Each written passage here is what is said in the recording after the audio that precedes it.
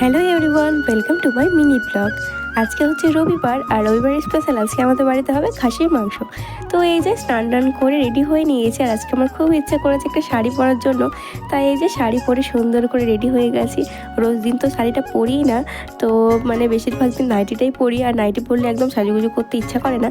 তো যেমন তেমনভাবে থাকি, কিন্তু আজকে একটুখানি শাড়ি পরেছি বলে একটু ভালোভাবে সেজে নিয়েছি। তারপরে চলে এলাম হচ্ছে রান্নাঘরে। আর আজকে সকালবেলাতে গেছিলাম হচ্ছে টিউশনি পড়াতে, আর টিউশনি পড়িয়ে আস্তে আস্তে আমার অনেকটা লেট হয়ে গেছিলো। তো তারপরে তাড়াতাড়ি করে মানে খাওয়া দাওয়া করলাম, তারপরে স্নান টান করলাম।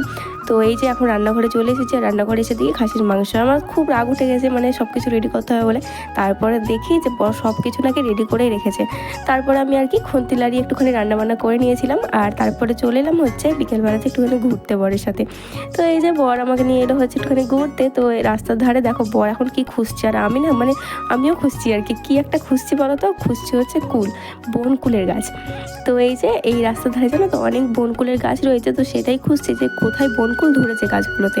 তো এই যে খুঁজতে খুঁজতে একটা জায়গায় পেয়েছি। তো এখানে মানে কাঁচা কাঁচা বনকুলগুলো। তো বর বলছে মানে এগুলো খেতে ভালো লাগবে না, আমি তাও জেদ করছি যে না আমি এগুলোই খাবো, আমাকে এগুলোই পেরে দাও।